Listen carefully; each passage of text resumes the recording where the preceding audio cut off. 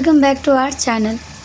तो आज का हमारा कोड है BPSC 111, जिसका टाइटल है परंपरागत राजनीतिक दर्शन। तो गाइस, सबसे पहले हम लोग ये जानते हैं कि जो परंपरागत राजनीतिक दर्शन है इसका मतलब क्या होता है। तो परंपरागत राजनीतिक दर्शन का अर्थ या मतलब ये होता है, अगर हम अपने शब्दों में कहें तो पुराने समय के जो बड़े बड़े विचारक थे वो राजनीति को लेके उनके जो विचार थे, क्या सोचते थे, इनके बारे में हम इसमें जानेंगे। जैसा कि जो प्लेटो थे उन्होंने बताया कि एक आदर्श राज्य कैसा होना चाहिए और एक जो शासक होता है, राजा होता है, उसके क्या गुण होने चाहिए। तो उसी प्रकार इसमें हम जानेंगे विचारकों के विचार के बारे में। और ये जो वीडियो होने वाला है आपके लिए बहुत ही ज़्यादा इम्पॉर्टेंट, क्योंकि इसमें लास्ट 5 इयर्स के जितने भी मोस्ट इम्पॉर्टेंट और रिपीटेड क्वेश्चंस थे उसे पिक किए गए हैं, जो आपके आने वाले एग्ज़ाम जून और दिसंबर के लिए बहुत ही ज़्यादा बेनिफिशियल होने वाला है। और आप अभी बताए जाएंगे जो क्वेश्चन, उनका सही प्रिपरेशन करके जाओगे, सही से पढ़ के जाओगे, तो मैं 100% श्योर हूँ कि आप एग्ज़ाम में बहुत ही अच्छे मार्क्स लाओगे। तो अब हम बढ़ते हैं आगे अपने पहले क्वेश्चन पे। तो हमारे पास सबसे पहला क्वेश्चन है अब हमारा कि राजनीतिक विचारकों की व्याख्या करने के लिए पाठ और संदर्भ दृष्टिकोण की जांच कीजिए। आइए चलिए इसे देखते हैं हम लोग। तो राजनीतिक विचारों की व्याख्या करने के लिए हमें पाठ और संदर्भ के बारे में जानना है।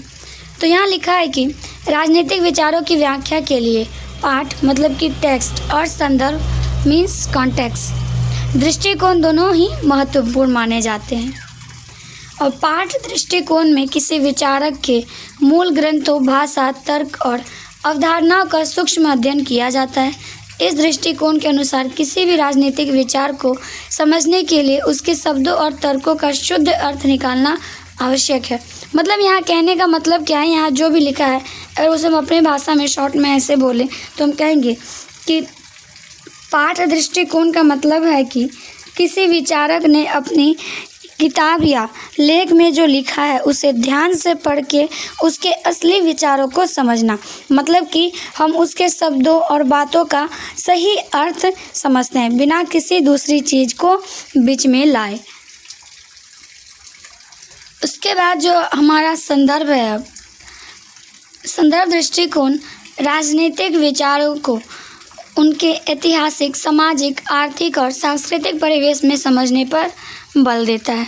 इसके अनुसार कोई भी विचार अपने समय की परिस्थिति से प्रभावित होता है, इसलिए विचारक के गुण, घटनाओं और समस्याओं को बिना जाने उसके विचारों की सही व्याख्या संभव नहीं है। मतलब कि विचारकों ने जो विचार दिए वे किन समस्याओं और कैसे हालातों से प्रभावित था, यह समझकर ही उसके विचारों का सही मतलब हम लोग पता कर सकते हैं।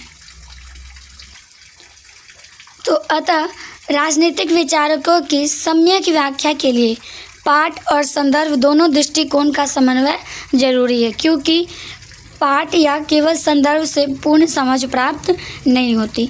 इसलिए हमें दोनों चीज़ों को पढ़ना बहुत ज़रूरी है, पाठ को भी और संदर्भ को भी। अब इसी प्रकार अब हम आगे बढ़ते हैं। आई होप आपको अच्छे से समझ आ रहा होगा। उसके बाद अब दूसरा क्वेश्चन है हमारा कि प्लेटो के शिक्षा के सिद्धांत पर चर्चा कीजिए। तो बेसिकली विल टॉक अबाउट प्लेटो की शिक्षा के सिद्धांत के बारे में। तो प्लेटो के शिक्षा संबंधी विचार उनकी प्रसिद्ध कृति द रिपब्लिक में मिलती है। तो ये जो द रिपब्लिक बुक है यह प्लेटो के द्वारा लिखा गया था और इसी में हमें जो भी एजुकेशन से रिलेटेड प्लेटो के विचार थे उनके बारे में हमें पता चलता है। प्लेटो के अनुसार शिक्षा का मुख्य उद्देश्य राज्य के लिए योग्य और नैतिक नागरिक तैयार करना है। वे शिक्षा को व्यक्ति के शरीर, मन और आत्मा के समग्र विकास का साधन मानते हैं। तो प्लेटो के अकॉर्डिंग जो शिक्षा है उसका मेन मोटो यही है कि वो अपने राज्य के लिए एक बहुत ही अच्छा शिक्षित और नैतिक नागरिक तैयार करे, जो कल होके उसका, क्योंकि वही तो देश के नागरिक ही, राज्य के नागरिक ही हमारे भविष्य होते हैं। फिर प्लेटो ने शिक्षा को मुख्यतः 2 भागों में बांटा है। उसके बाद प्लेटो ने फिर क्या किया है, शिक्षा को 2 भागों में बांटा है, जिसमें से पहला है प्रारंभिक शिक्षा और उसके बाद उच्च शिक्षा। तो जो प्रारंभिक शिक्षा स्तर है, इसमें बेसिकली होता क्या है, बच्चों लोग को संगीत, व्यायाम और वो बाकी की चीज़ें की शिक्षा दी जाती है, जिससे उनका जो है चरित्र निर्माण हो और शारीरिक विकास हो सके। और फिर इसके बाद योग्य छात्रों को उच्च शिक्षा के लिए चुना जाता है, और जो हमारा प्रारंभिक शिक्षा हो जाता है उसके बाद उन्हें उच्च शिक्षा के लिए चुना जाता है, जिसमें उन्हें मैथमेटिक्स, ज्यामिति, खगोल शास्त्र और दर्शन का अध्ययन कराया जाता है। प्लेटो ने शिक्षा को राज्य के नियंत्रण में रखने की बात कही है, ताकि समाज में समानता और अनुशासन बना रहे। और वहीं उससे पहले प्लेटो ने शिक्षा का अंतिम चरण फिलोसॉफी को कहा है। उनके अकॉर्डिंग जो शिक्षा का अंतिम चरण है वो है दर्शन या फिलोसॉफी, जहाँ व्यक्ति सत्य का ज्ञान की सर्वोच्च अवस्था को प्राप्त करता है, और इसी के आधार पर वे दार्शनिक राजा की संकल्पना देते हैं, जो राज्य का सर्वोत्तम शासक होता है। और उनके अकॉर्डिंग जो एजुकेशन है उसका उद्देश्य केवल ज्ञान देना नहीं, बल्कि जो नैतिकता है, न्याय और एक आदर्श जीवन है उसका भी विकास करना है। तो प्लेटो का शिक्षा का सिद्धांत आदर्शवाद पर आधारित है। तो अगर हमें एक लाइन में बताना पड़े तो हम क्या कहेंगे कि प्लेटो का जो सिद्धांत है वो आदर्शवाद पर आधारित है और एक आदर्श समाज की स्थापना की दिशा में बहुत ही महत्वपूर्ण योगदान देता है। क्योंकि जो हमारा प्लेटो का शिक्षा सिद्धांत है उसमें केवल एक ज्ञान नहीं, बल्कि जो नैतिक है, जो आदर्श है, उस सभी चीज़ों को उसमें क्या कहते हैं, प्राथमिकता दी गई है। उसके बाद है अब अगला क्वेश्चन हमारा जो है कि विश्लेषण कीजिए कि अरस्तुवादी राज्य एक जीवित प्राणी के साथ तुलनीय कैसे है। तो इसमें हमें बताना है कि जो अरस्तुवादी राज्य है वो एक जीवित प्राणी के साथ तुलनीय कैसे है, कैसे उसका कंपैरिजन। तो अरस्तुवादी ने राज्य को एक जीवित प्राणी के समान माना है। तो उनके अनुसार राज्य कोई कृत्रिम संस्था नहीं, बल्कि एक प्राकृतिक और सजीव इकाई है जो मानव जीवन की आवश्यकताओं से विकसित होती है।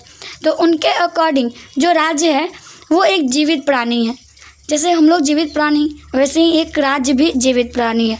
और उनके अकॉर्डिंग ये कोई कृत्रिम संस्था नहीं है, मतलब हम लोग के द्वारा बनाया हुआ, इंसान के द्वारा बनाया हुआ नहीं है, बल्कि ये एक नेचुरल और सजीव इकाई है जो हमारे जीवन की जितने भी आवश्यकताएं हैं उनको पूरी करती है और विकसित करती है। अरस्तु के अनुसार जैसे एक जीवित प्राणी के विभिन्न अंग, हाथ, पैर, मस्तिष्क मिलकर उसके अस्तित्व को बनाए रखते हैं, ठीक वैसे ही ग्राम, परिवार और विभिन्न सामाजिक संस्था मिलकर बनता है। तो अरस्तु के अकॉर्डिंग जैसे किसी भी एक जीवित प्राणी होता है, उसमें उसका हृदय होता है, मस्तिष्क होता है, सब कुछ होता है, उससे मिलके वो बना रहता है, उसका अस्तित्व में रहता है वो। ठीक वैसे ही जो हमारा राज्य होता है, तो राज्य में भी परिवार, गांव और जो भी हमारी सामाजिक संगठन है, संस्था है, वो उससे मिलकर बना होता है राज्य। तो प्रत्येक अंग का अपना विशेष कार्य होता है और सभी मिलकर समग्रता को बनाए रखते हैं। यदि किसी एक अंग में दोष आ जाए तो पूरे शरीर पर प्रभाव पड़ता है। इसी प्रकार राज्य के किसी एक हिस्से में असंतुलन पूरे राज्य को प्रभावित करता है। तो जैसे कि अब हमारे अंदर भी कोई बीमारी हो जाता है तो उससे हमारा पूरा शरीर जो है बीमार पड़ जाते हैं, हम बीमार पड़ जाते हैं। और ठीक उसी तरह अगर राज्य के किसी एक अंग में, लाइक परिवार, ग्राम या किसी भी संस्था, संगठन, समाज में कोई इश्यू होता है तो पूरा राज्य में असंतुलन फैल जाता है। और फिर इसके अतिरिक्त अरस्तु मानते हैं कि जैसे जीवित प्राणी का उद्देश्य होता है वैसे ही राज्य का भी एक लक्ष्य होता है। सद्गुणपूर्ण और श्रेष्ठ जीवन की प्राप्ति। राज्य केवल जीवन निर्वाहन के लिए नहीं बल्कि उत्तम जीवन के लिए अस्तित्व में आता है। तो जैसे हमारा कोई मोटो होता है, कोई लक्ष्य होता है, ठीक वैसे ही राज्य का भी एक लक्ष्य होता है। अतः अरस्तु के अनुसार राज्य और जीवित प्रणालियों में समानता उनके संरचना, कार्य और उद्देश्य में है, और यही कारण है कि वे राज्य को एक सजीव, स्वाभाविक और समन्वित इकाई के रूप में देखते हैं। आई होप आप लोगों को बहुत ही अच्छे से सब समझ आ रहा होगा, और प्लीज़ आप लोग जो है नोट करते जाइए एक लाइन से, और इसी तरह अब हम बढ़ेंगे अपने। दोस्तों अभी जो हमारा अगला क्वेश्चन ये है, हॉब्स की सामाजिक अनुबंध के सिद्धांत का वर्णन कीजिए। तो इसमें हम जानेंगे जो हॉब्स के सोशल कॉन्ट्रैक्ट का सिद्धांत था उसके बारे में जानेंगे। तो थॉमस हॉब्स ने अपने प्रसिद्ध ग्रंथ लेवायथन में सामाजिक अनुबंध या फिर सोशल कॉन्ट्रैक्ट का सिद्धांत प्रस्तुत किया। तो ये सिद्धांत हमें कहाँ पे मिलता है? जो थॉमस हॉब्स के द्वारा लिखा गया एक प्रसिद्ध कृति है लेवायथन, इसमें हमें मिलता है। उनके अनुसार प्रारंभिक अवस्था को प्राकृतिक अवस्था कहा जाता है, जहाँ कोई सरकार या कानून नहीं होता। इस अवस्था में मनुष्य स्वार्थी, भयभीत और असुरक्षित था, जिससे जीवन एकांकी, निधन, घृणित, पशुवत और अल्पकालिक हो जाता है। तो उसके अकॉर्डिंग जो हमारा प्रारंभिक अवस्था होता है जीवन का, वो प्राकृतिक अवस्था होता है, और जहाँ पे कोई सरकार या फिर कानून नहीं था। और इस अवस्था में जो हम लोग होते हैं वो बहुत स्वार्थी होते हैं, भयभीत भी होता है, असुरक्षित भी। हॉब्स के अनुसार इस अराजक स्थिति से बचने के लिए लोगों ने आपस में एक सामाजिक अनुबंध किया। इस अनुबंध के तहत सभी व्यक्तियों ने अपने अधिकार का सर्वोच्च सत्ता को सौंप दिए ताकि वह शांति और व्यवस्था बनाए रख सके। यह सर्वोच्च सत्ता एक राजा या सभा हो सकती थी। तो हॉब्स के अकॉर्डिंग इससे बचने के लिए लोगों ने क्या किया? जो एक ना सामाजिक अनुबंध बनाया, एक सोशल कॉन्ट्रैक्ट बनाया, और इसमें सब लोगों ने अपना जो एक अधिकार है वो राजा को सौंप दिया, राजा या फिर सभा को, जो क्या करेगा कि उसमें शांति बनाए रखेगा और सभी चीज़ को व्यवस्थित रखेगा, लोगों को व्यवस्थित रखेगा। हॉब्स के सिद्धांत में संप्रभु की शक्ति असीमित और निरंकुश होती है, क्योंकि यदि शक्ति सीमित होगी तो पुनः अराजक उत्पन्न हो सकती है। इसलिए नागरिकों को संपूर्ण संप्रभु के आदेशों का पालन करना अनिवार्य है। तो इसमें जो भी राजा या फिर जो सभा होती थी उसके पास बहुत असीमित शक्ति होती थी, लाइक कि अगर चीज़ें सीमित हो जाएगी तो फिर से वही चीज़ें जो हैं रिपीट होने लगेंगी, लोग स्वार्थी हो जाएंगे। तो इसीलिए उनको बहुत ही ज़्यादा शक्ति दिया जाता था कि जिस हिसाब से सिचुएशन हो, जिस हिसाब से लोग हो, उसी के अकॉर्डिंग हम लोग उसे कंट्रोल करें। हालांकि हॉब्स ने यह माना कि व्यक्ति को आत्मरक्षा का अधिकार बना रहता है, जिससे वह किसी भी स्थिति में नहीं छोड़ता। तो हॉब्स का सामाजिक अनुबंध सिद्धांत सुरक्षा और व्यवस्था की स्थापना पर आधारित है, जहां राज्य की शक्ति को सर्वोपरि माना गया है। उसके बाद हम बढ़ते हैं आगे अगला क्वेश्चन पे। तो हमारा अगला क्वेश्चन है, व्याख्या कीजिए कि मैकियावेली ने यह तर्क क्यों दिया कि राज्य नैतिकता से अधिक महत्वपूर्ण है। तो यहाँ पे मैकियावेली ने एक तर्क दिया था, राज्य नैतिकता से अधिक महत्वपूर्ण है। तो यही हमें बताना है, व्याख्या करना है कि मैकियावेली ने यह तर्क क्यों दिया। तो आइए चलिए इसे देखते हैं और समझते हैं। तो निकोलो मैकियावेली ने अपनी प्रसिद्ध कृति द प्रिंस में यह तर्क दिया कि राज्य की सुरक्षा और स्थिरता नैतिकता से अधिक महत्वपूर्ण है। तो मैकियावेली ने जो उनकी एक प्रसिद्ध कृति थी जिसका नाम है द प्रिंस, इन्होंने इसमें बोला कि जो राज्य की सुरक्षा है और स्थिरता है वो नैतिकता से कहीं अधिक है। उनके विचार व्यवहारिक और यथार्थवादी थे।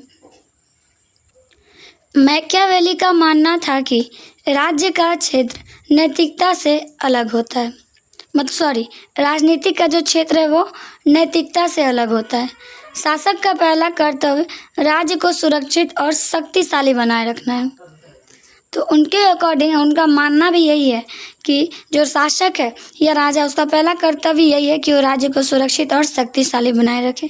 यदि नैतिक सिद्धांतों का पालन करने से राज्य कमज़ोर होता है या खतरे में पड़ता है तो शासक को नैतिकता का त्याग कर देना चाहिए। तो ये कहीं ना कहीं बहुत बड़ा बात है कि हम लोग नैतिकता और राज्य दोनों को अलग अलग रखना है। और मैकियावेली ने ये भी कहा कि अगर थोड़ा सा भी नैतिकता के कारण हमारे राज्य पर कोई असर पड़ता है, हमारा राज्य कमज़ोर होता है, तो जो शासक है, राजा है, उसको नैतिकता का त्याग कर देना चाहिए। उसके बाद आगे उन्होंने यह भी कहा कि मनुष्य स्वभाव से स्वार्थी, छलपूर्ण और अस्थिर होता है। ऐसे में यदि शासक केवल नैतिकता का पालन करेगा तो वह अपने शत्रुओं से हार सकता है। इसलिए शासक को चतुर, कठोर और कभी कभी निर्दयी होना पड़ता है। तो उनके अकॉर्डिंग मतलब वो कहते हैं कि जो हम लोग मनुष्य हैं और जो हमारा स्वभाव है, हम लोग अपने स्वभाव से ही स्वार्थी होते हैं, छलपूर्ण होते हैं और अस्थिर होते हैं। तो इसलिए उन्होंने ऐसा कहा है कि राजा को कभी कभी इसके लिए चतुर भी होना पड़ेगा, कठोर भी और कभी निर्दयी भी, क्योंकि बस नैतिकता से सब कुछ नहीं चलने वाला। मैकियावेली के अनुसार उद्देश्य साधनों को उचित ठहराता है। मतलब यदि राज्य की रक्षा और स्थिरता सुनिश्चित करनी हो तो किसी भी उपाय का उपयोग किया जा सकता है। मतलब जहाँ बात राज्य का आया, बस कुछ भी करने को तैयार हो जाओ भाई। सो एट द एंड उन्होंने राजनीति को नैतिकता से अलग करते हुए राज्य हित को सर्वोपरि माना और उनके विचार ने आधुनिक राजनीति यथार्थवाद की नींव रखी। तो ये हमने जाना मैकियावेली के नैतिक और राज्य के बारे में कि उनका क्या विचार रहा नैतिकता और राज्य को लेके। उसके बाद हम अब आगे बढ़ते हैं। तो अगला क्वेश्चन है, लॉक के सामाजिक समझौता सिद्धांत का वर्णन कीजिए। तो इसमें हम लोग जानेंगे कि लॉक का सामाजिक समझौता सिद्धांत क्या था। तो आइए चलिए इसे देखते हैं, जानते हैं थोड़ा। तो जॉन लॉक का सामाजिक समझौता सिद्धांत आधुनिक उदारवादी राजनीतिक विचारधारा का आधार माना जाता है। और लॉक के अनुसार प्राकृतिक अवस्था स्टेट ऑफ नेचर में मनुष्य स्वतंत्र और समान था तथा उसके पास जीवन, स्वतंत्रता और संपत्ति जैसे प्राकृतिक अधिकार थे। लेकिन इस अवस्था में इन अधिकारों की सुरक्षा सुनिश्चित नहीं थी क्योंकि कोई निष्पक्ष सत्ता या कानून लागू करने वाली संस्था नहीं थी। तो उनके अकॉर्डिंग प्राकृतिक अवस्था में जो मनुष्य है वो स्वतंत्र और समान था और उसके पास जीवन जीने का स्वतंत्रता, जो भी स्वतंत्रता, संपत्ति जैसे भी थे, सब प्राकृतिक अधिकार थे। इसी असुरक्षा को दूर करने के लिए मनुष्यों ने आपसी सहमति से एक सामाजिक समझौता किया और इस समझौते के तहत लोगों ने अपनी कुछ शक्तियां एक सरकार को सौंप दी ताकि उनके प्राकृतिक अधिकारों की रक्षा हो सके। तो इसी चीज़ों को देखते हुए उन्होंने, मनुष्यों ने, सभी मिल के लोगों ने एक सामाजिक समझौता किया और उन लोगों ने यह मतलब डिसाइड किया कि हम लोग की जो भी शक्तियाँ, जो भी अधिकार है वो हम एक शासक को, राजा को या राज्य सरकार को दे देंगे ताकि वो सुरक्षित रह सके। तो लॉक के अनुसार राज्य का सरकार मुख्य उद्देश्य नागरिकों के जीवन, स्वतंत्रता और संपत्ति की रक्षा करना है। तो उनके अकॉर्डिंग जो सरकार का मुख्य उद्देश्य है वो नागरिक के जीवन की, स्वतंत्रता की और संपत्ति की रक्षा करना है क्योंकि वही है उसका मूलधन। लॉक यह भी मानते हैं कि सरकार की शक्ति सीमित होनी चाहिए और वह जनता के प्रति उत्तरदायी होना चाहिए। यदि सरकार अपने कर्तव्यों का पालन नहीं करती या लोगों के अधिकारों का हनन करती है तो जनता को उसे बदलने या हटाने का अधिकार है। तो एक तरह से कह सकते हैं हम लोग कि ये ना लोकतांत्रिक व्यवस्था थी। लाइक हमारे देश में भी ऐसा है, सिस्टम ही ऐसा है कि लाइक अगर हम लोग उस चीज़ से संतुष्ट नहीं हैं, सभी चीज़ें सही से नहीं हो रही, तो हमारे पास पूरा अधिकार है कि हम सरकार बदल पाए या नियम कानून को बदल पाए। ठीक उसी तरह तो लॉक का सामाजिक स्वतंत्रता सिद्धांत लॉक का सामाजिक समझौता सिद्धांत लोकतंत्र, सीमित सरकार और व्यक्तिगत स्वतंत्रता के सिद्धांतों को स्थापित करता है। तो ये हमने जाना लॉक के सामाजिक समझौते के सिद्धांत के बारे में। तो नेक्स्ट है हमारा प्लेटो के आदर्श राज्य और दार्शनिक राजा की भूमिका पर प्रकाश डालिए। तो इसमें हम जानेंगे कि प्लेटो के अकॉर्डिंग एक आदर्श राजा कैसा होना चाहिए और दार्शनिक राजा कैसा होना चाहिए, उनकी क्या भूमिकाएं होनी चाहिए। प्लेटो के अकॉर्डिंग आदर्श राज्य और दार्शनिक राजा, गलती हो जाता है दोस्तों थोड़ा थोड़ा कभी कभी। चलिए अब हम आगे बढ़ते हैं और जानते हैं कि प्लेटो के अकॉर्डिंग एक आदर्श राज्य और दार्शनिक राजा कैसा होना चाहिए। अकॉर्डिंग टू प्लेटो दार्शनिक राज्य न्याय और नैतिकता पर आधारित होता है। उन्होंने अपनी प्रसिद्ध कृति द रिपब्लिक में ऐसे राज्य की कल्पना की है जहां समाज को 3 वर्गों में बांटा गया है, जिसमें से पहला होता था उत्पादक, जिसमें किसान और कारीगर होते थे। दूसरा था रक्षक, मतलब जो देश के सैनिक होते थे देश या राज्य के, और उसके बाद होता था शासक या फिर दार्शनिक या राजा। इन तीनों वर्गों का अपना अपना कर्तव्य होता है और जब हर वर्ग अपना कार्य सही ढंग से करता है तभी राज्य में न्याय स्थापित होता है। तो उनके अकॉर्डिंग जो एक आदर्श राज्य है वो न्याय और नैतिकता पर आधारित होता है। जैसा कि उन्होंने अपनी जो बहुत ही पॉपुलर कृति है, उनका बुक है द रिपब्लिक, उसमें उन्होंने बताया गया और कल्पना किया है ऐसा, और समाज को 3 भागों में बांटा है। किसान, कारीगर जिसे उत्पादक है और उत्पादक कहते हैं, दूसरा है रक्षक जो सैनिक आते हैं, उसके बाद आता है राजा, और तीनों का अपना अपना कर्तव्य उन्होंने बताया है। और जब ये तीनों सही ढंग से काम करेंगे, अपना अपना कर्तव्य निभाएंगे, तब जाके हम लोग क्या करते हैं, न्याय की स्थापना करते हैं। उससे जब सब अपने अपने कर्तव्य निभाते हैं तो उससे न्याय स्थापित होता है खुद ब खुद। उसके बाद प्लेटो के अनुसार राज्य का सर्वोच्च शासक दार्शनिक राजा होना चाहिए। दार्शनिक राजा वह व्यक्ति है जो ज्ञान, बुद्धि और सत्य का प्रेमी हो। यह स्वार्थ, लालच और निजी हितों से ऊपर उठकर केवल समाज के कल्याण के लिए शासन करता है। तो जैसा कि अभी हम लोग भी चाहते हैं कि हमारी सरकार जो है वो बहुत अच्छी हो, तो सेम उसी टाइम पहले का जो शासक होता था, राजा होता था, तो प्लेटो के अकॉर्डिंग वो राजा बहुत ज्ञानी होना चाहिए, बुद्धि होना चाहिए और हमेशा एक सत्य की भावना उसमें होनी चाहिए। कभी वो झूठ ना बोले, लालच ना करे और सही न्याय करे। वे मानते थे कि सामान्य लोग अज्ञान के कारण सही निर्णय नहीं ले पाते, इसलिए शासन का दायित्व तो ऐसे व्यक्ति को मिलना चाहिए जो सत्य और न्याय को भली भांति समझता है।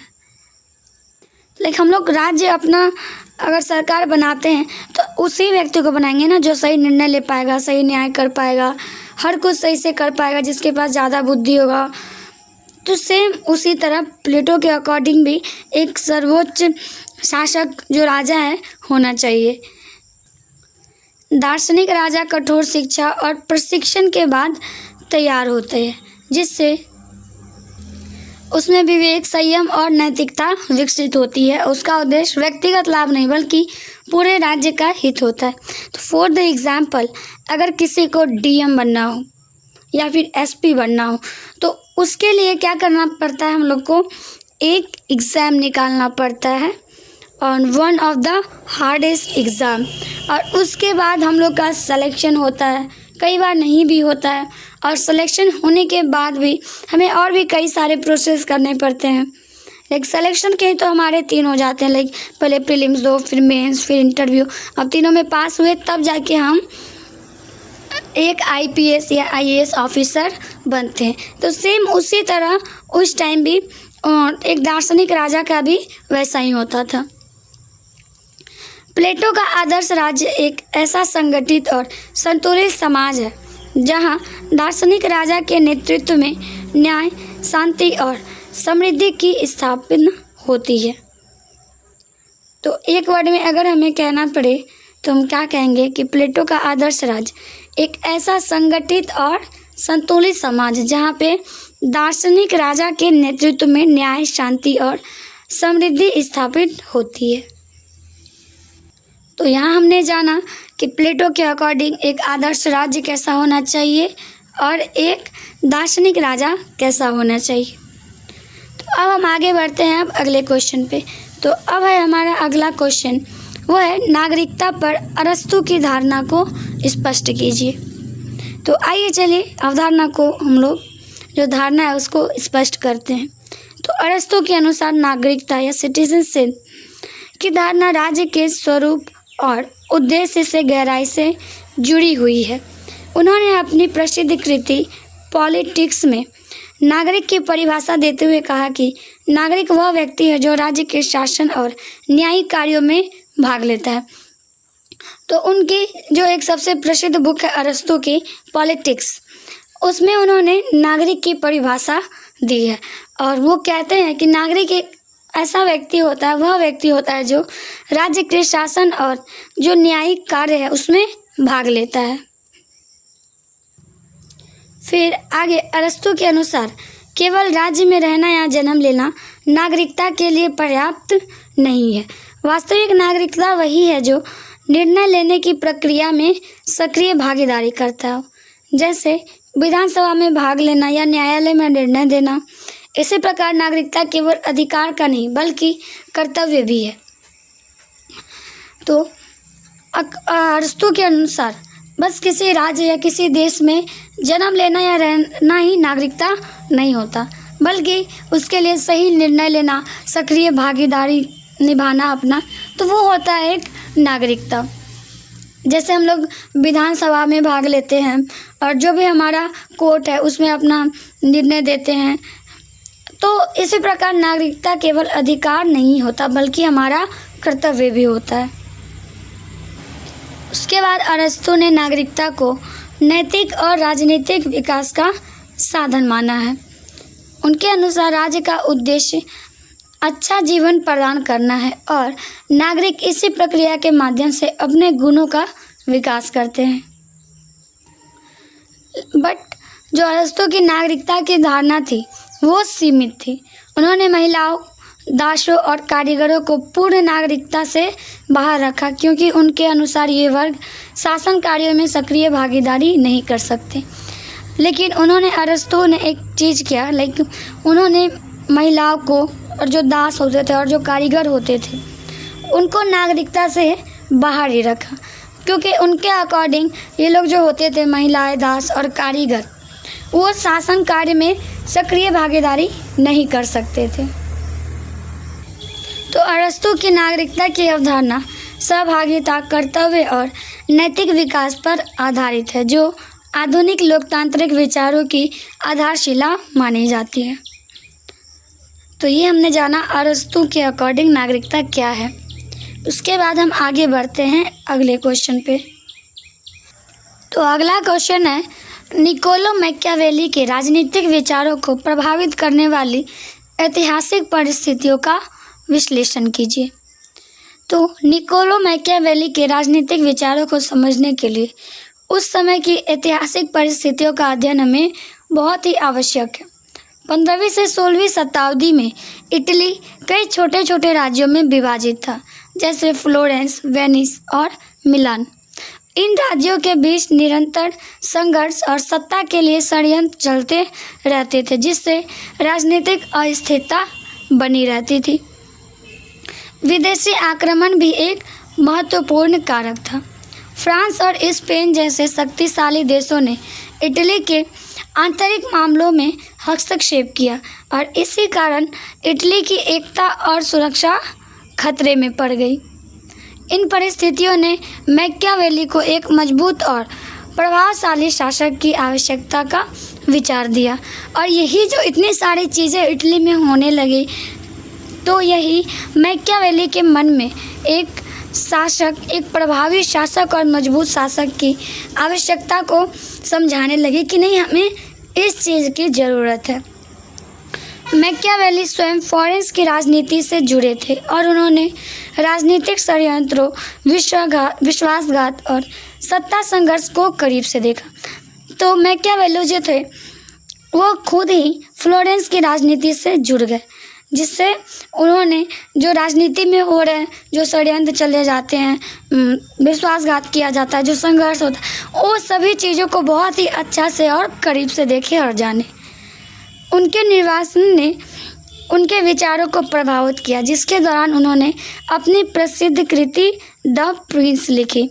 तो इन्हीं सब के प्रभाव से उनके मन में विचार आया और उन्होंने क्या किया, द प्रिंस नामक बुक लिखा।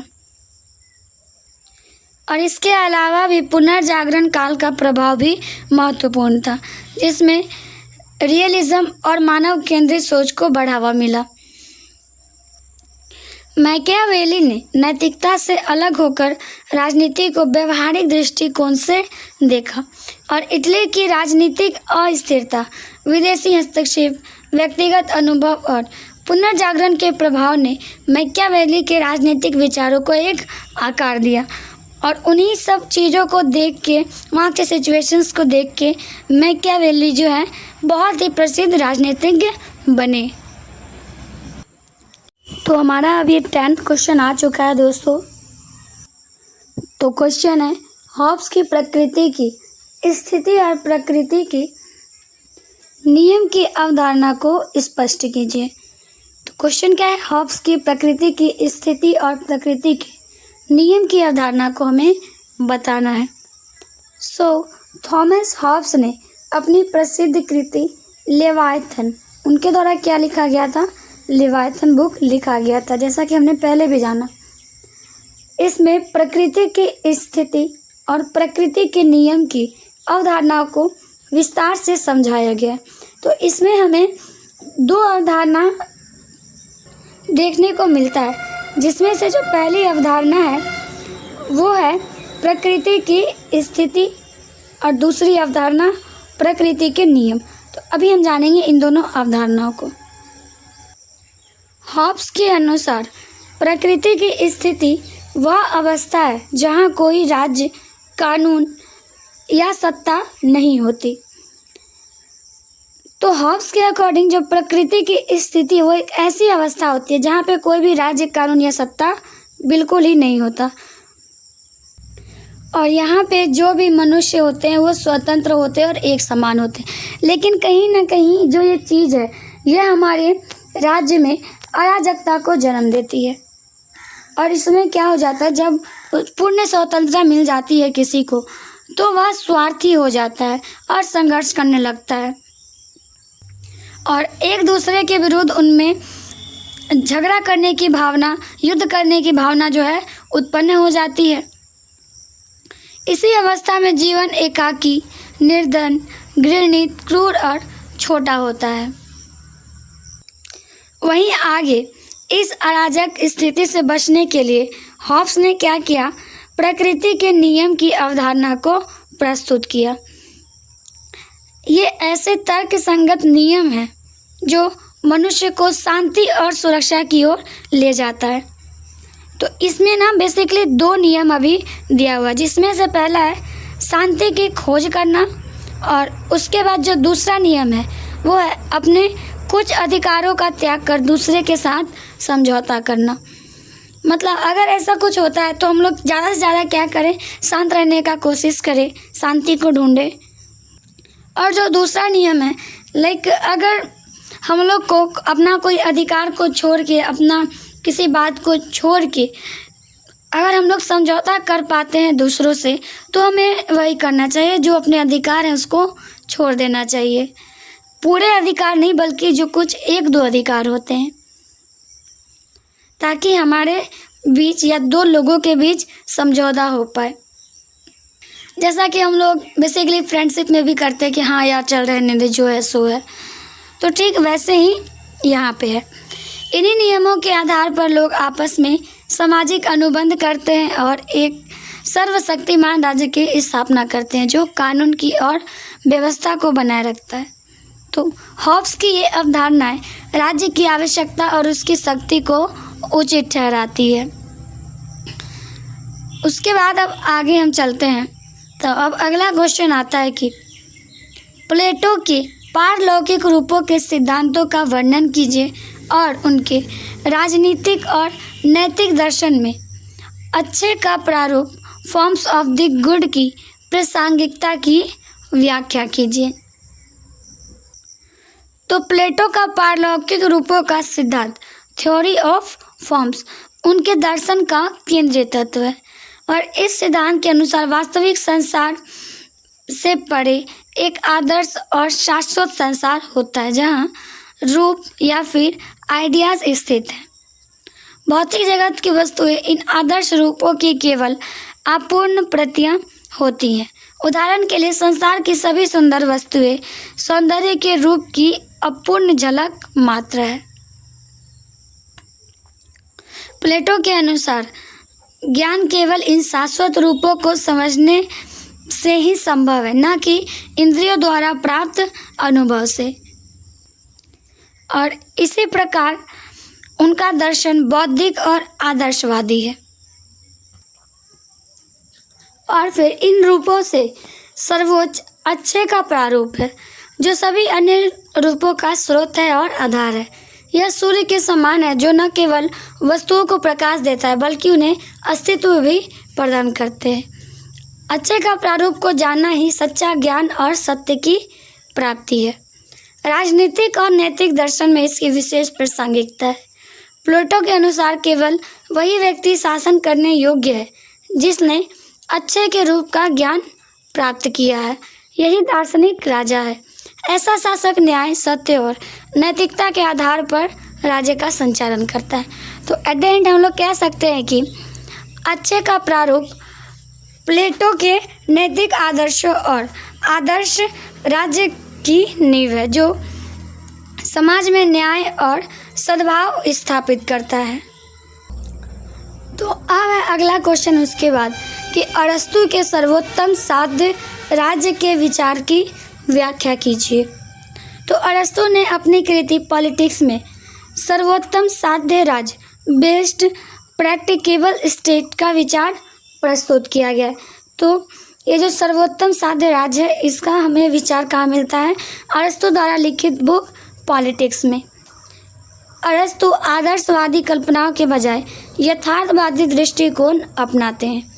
उनके अनुसार ऐसा राज्य सर्वोत्तम है जो परिस्थितियों के अनुसार व्यवहारिक रूप से संभव और नागरिकों को अच्छा जीवन प्रदान करे। तो उनके अकॉर्डिंग जो सर्वोत्तम राज्य होता है वो परिस्थिति के अकॉर्डिंग अपने नेचर, अपने बिहेवियर को चेंज करता है जिससे जो नागरिक है, जो भी उसकी नागरिक या प्रजा है, उन्हें एक अच्छा जीवन दे पाए। फिर अरस्तु के अनुसार राज्य का मुख्य उद्देश्य केवल जीवन रक्षा नहीं बल्कि नैतिक और बौद्धिक विकास भी है। इसलिए सर्वोत्तम राज्य वह है जहां नागरिकों के सद्गुण का विकास हो सके। इस लक्ष्य को प्राप्त करने के लिए उन्होंने मध्यम मार्ग पर आधारित समाज का समर्थन किया है।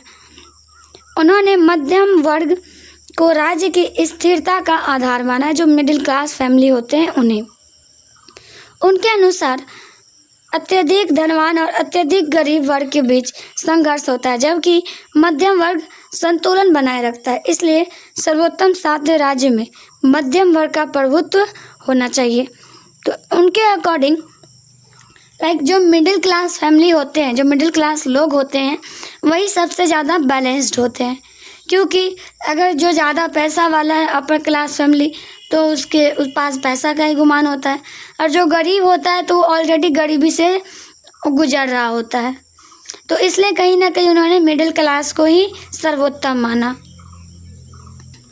और फिर शासन प्रणाली के संदर्भ में अरस्तु ने पॉलिटी को सर्वोत्तम माना, जो लोकतंत्र और अभिजात तंत्र का मिश्रण है। यह प्रणाली संतुलित और स्थिर होती है। अरस्तु का सर्वोत्तम साध्य राज्य व्यवहारिकता, संतुलन और नैतिक विकास पर आधारित है, जो आदर्श और वास्तविकता के बीच संतुलन स्थापित करता है। तो अगर हमें एक लाइन में एक सेंटेंस में अगर कुछ बोलना पड़े तो हम कहेंगे कि अरस्तु का सर्वोत्तम साध्य राज्य व्यवहारिकता, संतुलन और नैतिक विकास पर आधारित है, जो आदर्श और वास्तविकता के बीच संतुलन स्थापित करता है। उसके बाद फिर आगे बढ़ते हैं और अगला क्वेश्चन है अब मैकियावेली शास्त्रीय और आधुनिक राजनीतिक दर्शन के बीच का सेतु है। तो यहाँ पे कहा गया है कि मैकियावेली जो है शास्त्रीय और आधुनिक राजनीतिक दर्शन के बीच का सेतु है, मूल्यांकन कीजिए। तो इसमें बताना है कि ऐसा क्यों या फिर कैसे। निकोलो मैकियावेली को शास्त्रीय और आधुनिक राजनीतिक दर्शन के बीच सेतु माना जाता है। शास्त्रीय चिंतकों जैसे प्लेटो और अरिस्टो ने राजनीति को नैतिकता और आदर्शों से जोड़ा, जबकि मैकियावेली ने राजनीति को नैतिकता से अलग कर यथार्थवाद पर आधारित किया, जैसा कि हमने पहले भी इसके बारे में बहुत अच्छे से जाना। उन्होंने अपनी कृति द प्रिंस में सत्ता प्राप्ति और संरक्षण के व्यवहारिक उपाय बताए। उनके अनुसार शासक का मुख्य उद्देश्य राज्य की सुरक्षा और स्थिरता होना चाहिए, चाहे इसके लिए कठोर या अनैतिक उपाय ही क्यों न अपनाना पड़े। मैकियावेली ने आदर्शवाद से हटकर शक्ति, सत्ता और व्यवहारिक राजनीति पर जोर दिया, जो आधुनिक राजनीतिक चिंतन की शुरुआत मानी जाती है। फिर भी वे राज्य की एकता और स्थिरता जैसे शास्त्रीय उद्देश्यों को महत्व देते हैं, इसलिए वे दोनों परंपराओं के बीच सेतु के रूप में देखे जाते। तो अब ये क्वेश्चन है हमारा, संप्रभुता की अवधारणा के विशेष संदर्भ में हॉब्स के राज्यकृत सिद्धांत की व्याख्या कीजिए। थॉमस हॉब्स ने अपनी कृति लेवायथन में संप्रभुता को राज्य का केंद्रीय तत्व माना है। उनके अनुसार प्राकृतिक अवस्था में अराजकता और सबका सबके विरुद्ध युद्ध की स्थिति होती है, जिससे बचने के लिए लोग सामाजिक अनुबंध करते हैं। आई थिंक ये क्वेश्चन हमने पहले भी करा था, तो आई डोंट थिंक कि हमें फिर से ये पढ़ना चाहिए। अगर आपको पढ़ना है ये तो आप इसे रोक के पढ़ लें, या फिर आप पीछे जाके भी उस क्वेश्चंस को देख लें। तो उसे स्किप करते हुए हम आगे बढ़ते हैं और जो इम्पोर्टेंट है हम उससे देखते हैं, क्योंकि रिपीटेड वाला पढ़ के क्या ही फ़ायदा होगा, क्योंकि एक बार ऑलरेडी हम पढ़ चुके हैं।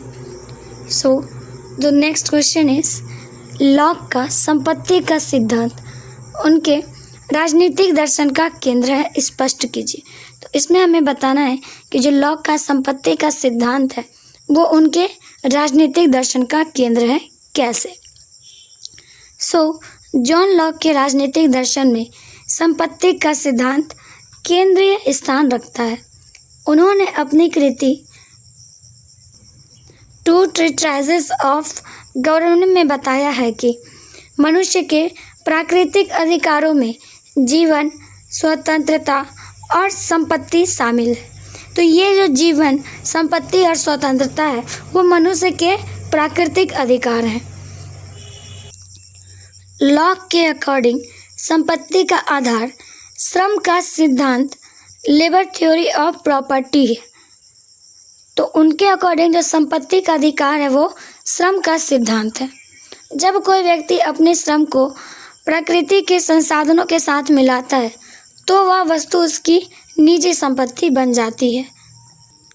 एग्जाम्पल कि अगर कोई इंसान, कोई व्यक्ति किस ज़मीन पे खेती करता है तो उस ज़मीन पे उसका अधिकार हो जाता है। तो इसी प्रकार संपत्ति व्यक्ति के परिश्रम का परिणाम है, क्योंकि उसने परिश्रम किया तभी आज उसके पास संपत्ति है।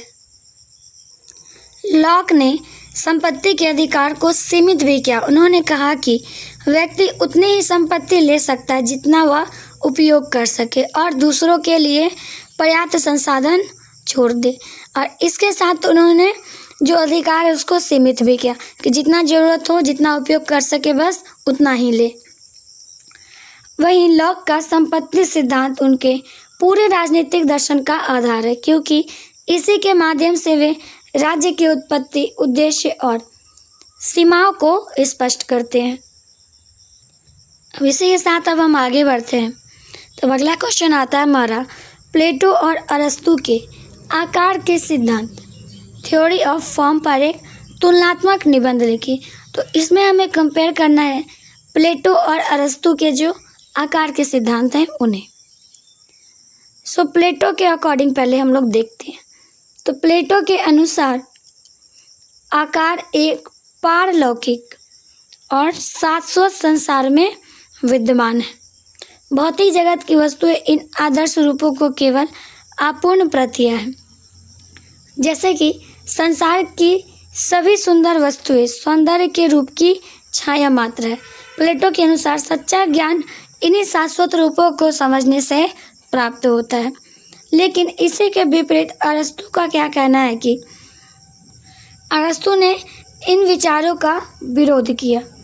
उनके अनुसार आकार किसी अलग संसार से नहीं बल्कि वस्तुओं के भीतर ही विद्यमान होता है या निहित होता है। हर वस्तु या पदार्थ और आकार से मिल के बनी होती है। तो कोई जो वस्तु होता है वही पदार्थ और फिर आकार से मिलकर बना होता है, और इसी सिद्धांत को हम लोग हाइलोमॉर्फिज्म कहते हैं। अरस्तु के अनुसार ज्ञान इंद्रिय, अनुभव और तर्क के माध्यम से प्राप्त होता है, और इसका मुख्य अंतर यह है कि प्लेटो आदर्शवादी है जबकि अरस्तु जो है वो यथार्थवादी है। आदर्शवादी मतलब आइडियलिस्ट और यथार्थवादी मीन्स रियलिस्ट।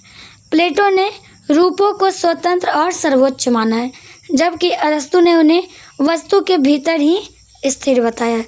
तो ये था मुख्य अंतर दोनों के विचारों में।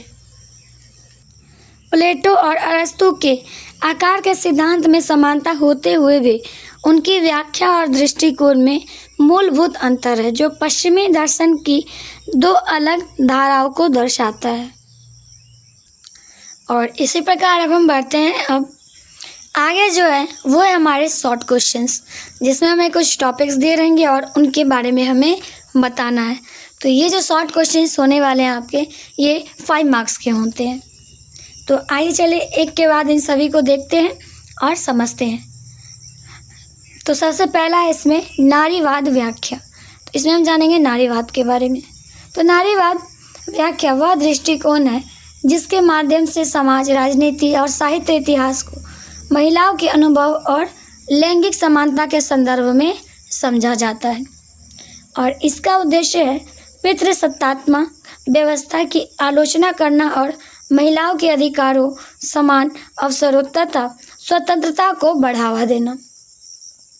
तो नारीवाद क्या करता है? इसका एक ऐसा दृष्टिकोण है जो महिलाओं को प्रायोरिटी देता है, उन्हें समान अधिकार दिलाने में मदद करता है, लैंगिक समानता दिलाने में मदद करता है, मतलब जो महिलाओं के लिए लड़ता हो।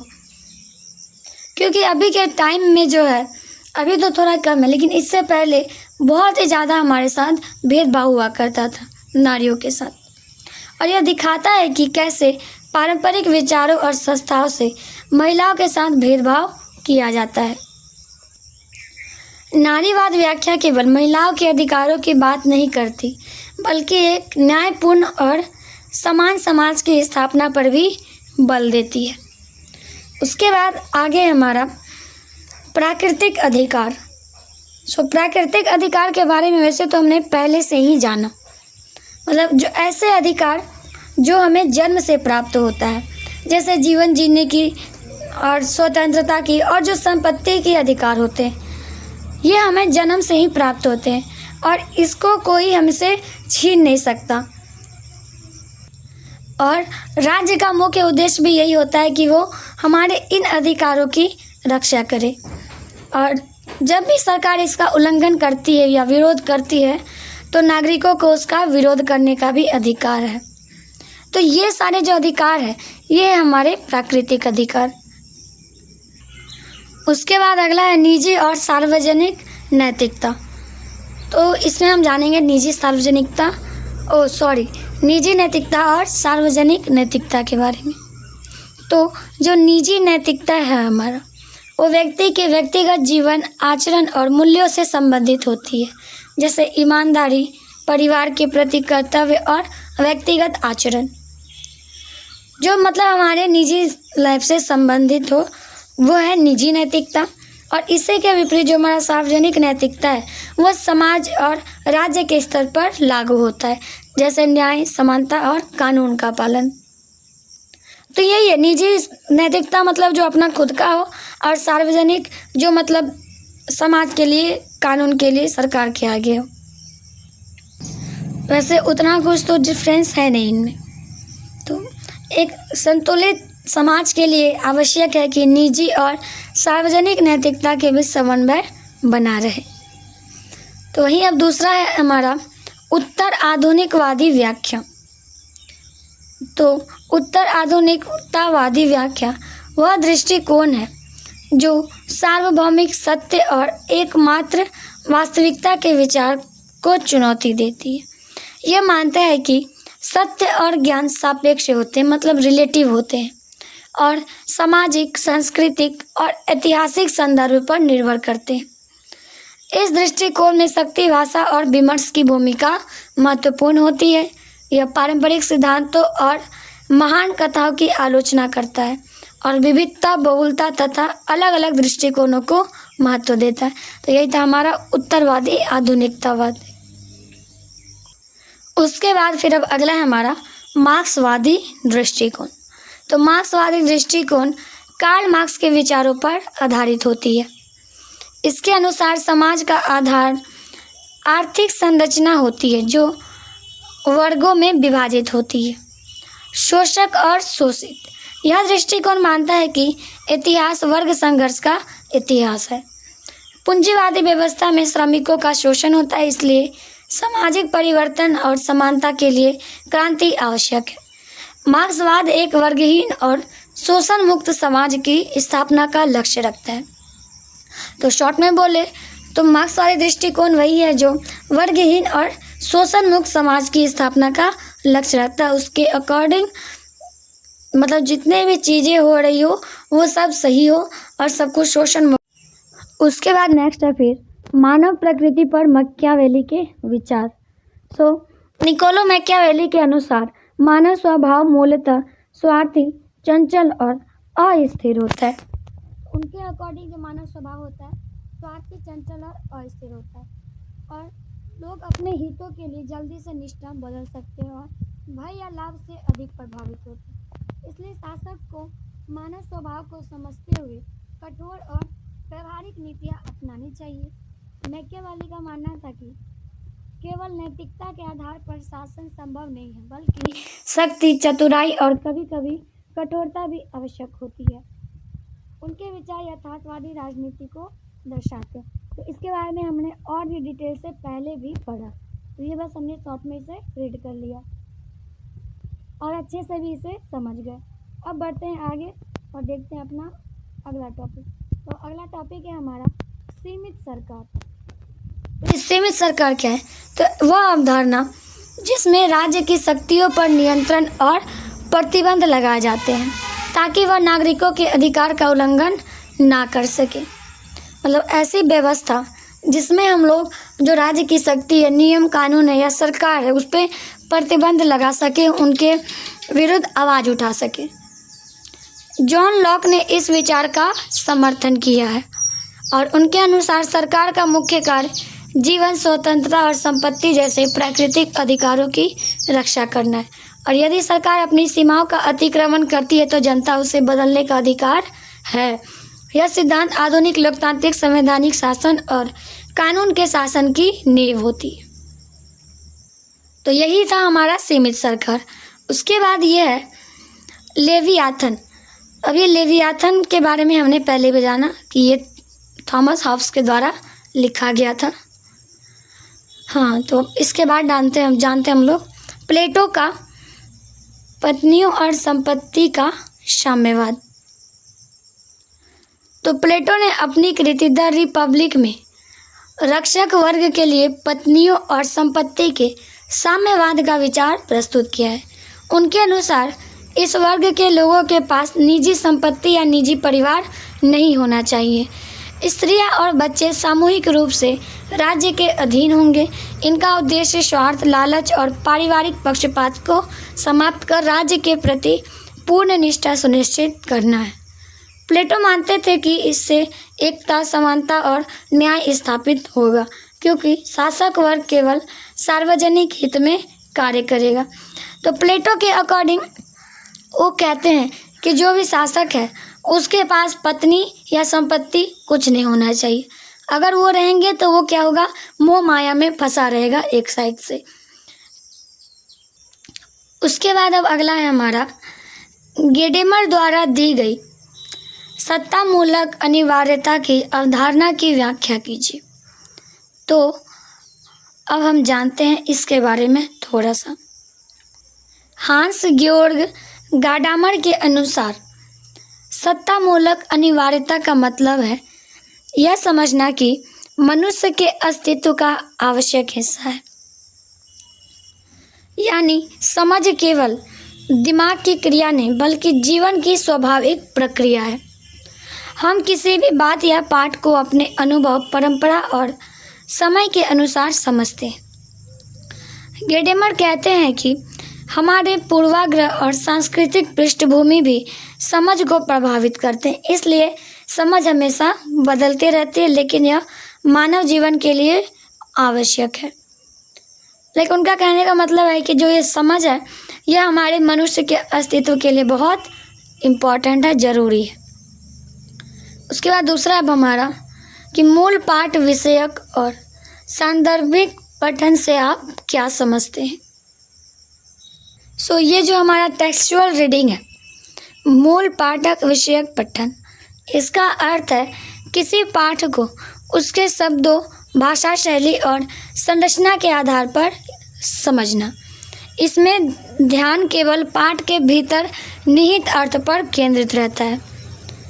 और इसी के विपरीत जो हमारा सांदर्भिक पठन है, इसमें पाठ को उसके ऐतिहासिक, सामाजिक, सांस्कृतिक और राजनीतिक संदर्भ के साथ समझा जाता है।